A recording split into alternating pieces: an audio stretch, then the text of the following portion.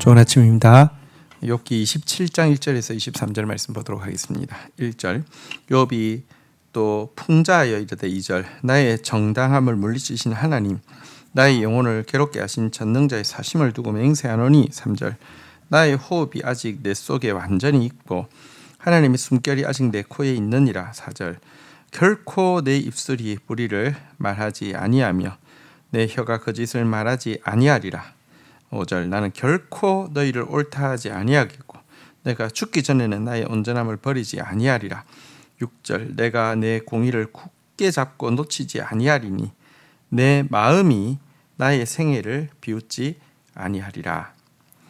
자, 이제 3차 논쟁 이제 그 빌닷에 대한 이제 욥의 반박 내용인데요. 3차 논쟁이니까 이제 막바지입니다. 막바지쯤 되니까 욥에게 나타나는 또 한 가지 현상은요. 여러분 사실 지금 이제 막바지가 되면 될수록 예를 들면 약자에 대해서 공감을 하게 되는 부분도 있고 또 나의 대속자가 살아계신다라고 고백하는 부분도 있고 이런 긍정적인 부분도 있지만 또 한 가지 부정적인 부분은요. 하나님을 향한 원망 그리고 또 뭐랄까요? 이 이제 친구들이 자꾸 자기를 정죄하니까 자기 의에 대한 막 강조 이런 부분도 나오게 됩니다. 인간은 여러분 막 이렇게 고난을 겪으면서 욥이 막 아름다워지기만 하느냐 그렇지 않습니다. 방금 읽었던 부분에 보면요, 하나님을 이제 그 하나님 앞에서 내가 그 이제 너희들에게 이야기한다라고 이야기하는데 하나님 앞에다가 어떤 그 이제 어떤 하나님인지를 이렇게 이야기했죠. 내 영혼을 괴롭게 하신 전능자, 나의 정당함을 물리치신 하나님이라는 이렇게 수식어를 넣고는 그분의 사심을 두고 맹세한다 이렇게 이야기하면서 하나님을 향한 원망을 간접적으로 표현하고 있습니다. 그리고 또 그 다음에 이어지는 표현들에 보면 친구들이 자기를 비방하는 말들이 있는데 여기에 대해서 나는 죽는 날까지 인정하지 않겠다. 내 의로움을 내가 그 죽는 날까지 과거뿐 아니라 미래에도 내게 내려놓지 않겠다. 이렇게 이야기하며 내 양심에 거리끼는 불의한 말, 거짓은 절대로 말하지 않겠다. 뭐 이렇게 이야기를 하고 있는데요. 물론 그가 말하는 공의라는 것이 하나님 앞에서 절대적으로 의롭다고 이야기하는 것은 아니고요. 친구들이 지적하는 죄악에 대해서는 그렇지 않다라고 이야기하는 것이긴 하지만 어쨌든 지금 방금 표현해 보면요. 하나님을 향한 원망도 들어있지만 예를 들면 맹세하노니 또 결코 죽기 전에는 하면서 자기 의에 대해서 이렇게 되게 강조하고 있는 모습이 보입니다. 왜 자기를 너무 억울하게 자꾸 죄인이라고 몰아가는 것에 대한 반발이죠. 어쨌든 이것이 고난이 깊어지면서 나타내는 인간의 한계의 모습이죠. 그리고 이런 모습까지 아시면서 또 우리를 사랑하시는 분이 하나님이시고요. 또 이런 모습이 있기 때문에 나중에 이제 하나님 앞에서 또 욥은 하나님께서 그를 의롭다 인정해 주셔도 하나님 앞에서 막 참회하게 되고 더 겸손해지게 되는 것이죠. 이게 우리 모습입니다. 자, 이제 7절부터 볼까요?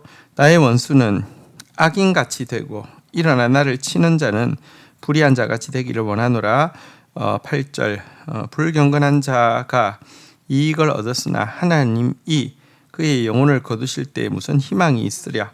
9절 환난이 그에게 닥칠 때에 하나님이 어찌 그의 부르짖음을 들으시랴. 10절 그가 어찌 전능자를 기뻐하겠느냐. 항상 하나님께 부르짖겠느냐. 11절 하나님의 솜씨를 내가 너희에게 가르칠 것이요 전능자에게 있는 것을 내가 숨기지 아니하리라. 12절 너희가 다 이것을 보았거늘 어찌하여 그토록 무익한 사람이 되었는고.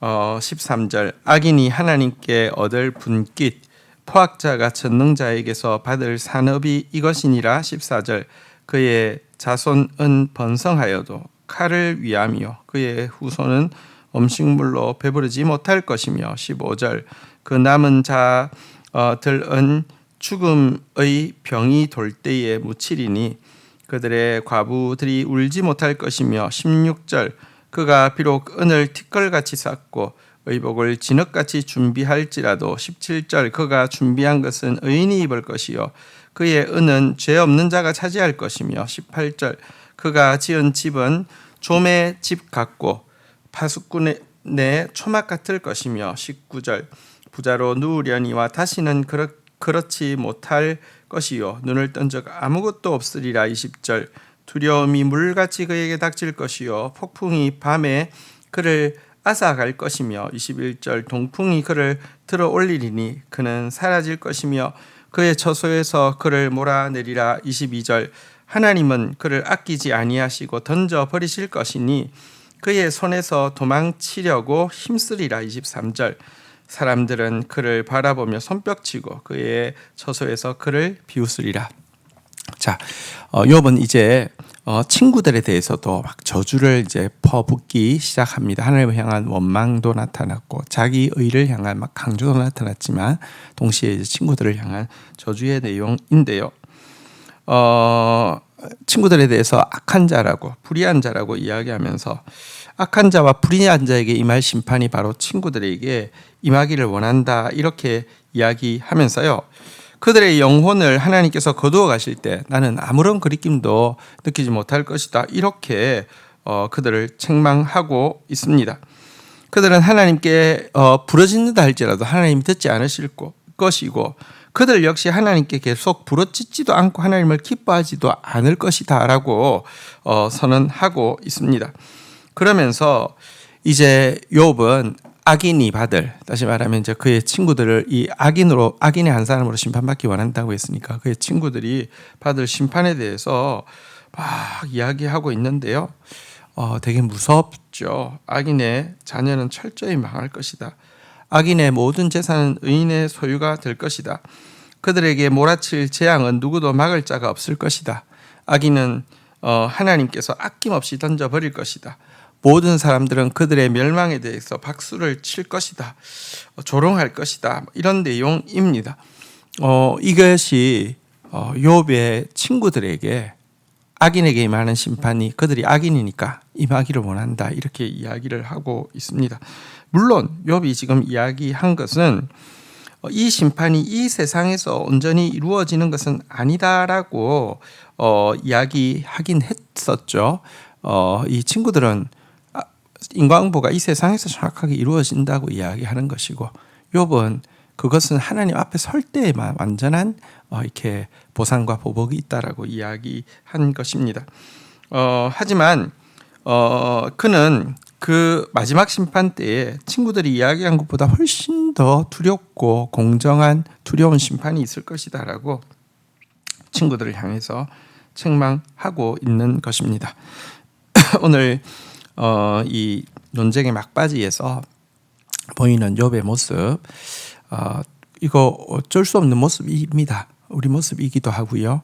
또 고난 가운데 있는 사람이 누가 이러지 않겠습니까? 그런데 이런 모습, 다시 말하면 하나님을 원망하거나 자기 의를 막 강하게 주장하거나 친구들에 대해서 저주하는 이런 모습, 이것이 이 참 죄인인 우리의 모습이잖아요, 그죠?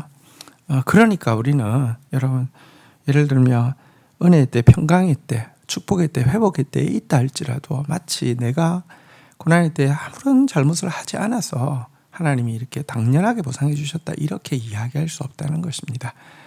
우리 모습을 기억하는 사람만이 하나님 앞에서 겸손할 수 있고 자기 모습을 기억하는 사람만이 다른 사람을 향해서도 끝까지 긍휼의 눈으로 또 기다리면서 바라볼 수 있는 것을 기억해야 할 것입니다. 주신 말씀 붙잡고 기도하며 나가도록 하겠습니다.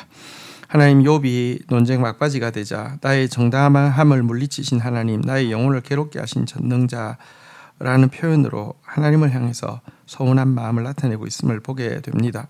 또 자기 의에 대해서 맹세하노니 결코 죽기 전에는 당에 강한 단어를 표출하면서 하나님 앞에서 지나친 자기 의와 자신감을 해서 표현하려고 하는 모습도 봅니다. 특별히 그의 친구들이 악인에게 일어나는 최후의 두려운 심판을 받게 될 것이라고 하면서 무시무시한 저주의 심판을 또 이렇게 나열하고 있는 모습도 보게 됩니다. 하나님, 우리도 고난의 한가운데 있고 관계의 갈등의 한가운데 있으면 이런 모습으로 표출되어질 수밖에 없는 존재임을 고백합니다. 물론 그 순간에 이런 모습들을 또 이겨내기 위해서 애쓰는 것도 필요하겠지만 우리 모습이 바로 이 모습입니다. 그러할진대 하나님, 위로의 때, 평강의 때, 축복의 때, 아무 일이 없을 때에 하나님, 마치 나에게는 하나님을 원망하는 모습이 전혀 없고, 나에게는 자기 의를 주장하는 모습이 전혀 없고, 나에게는 친구를 저주하는 모습이 전혀 없는 것처럼, 혹은 또 그 결과로 하나님께서 나에게 이런 평화를 주시는 것이라고 주장하는 거짓된 자 되지 않게 하여 주시옵소서. 우리가 받는 모든 것은 은혜이며 하나님 앞에 우리가 설 때 언제나 변함없이 가져야 되는 것은 겸손과 회개라는 사실을 잊지 않는 저희들 되게 인도하여 주옵소서. 예수 그리스도의 이름으로 기도 올립니다. 아멘.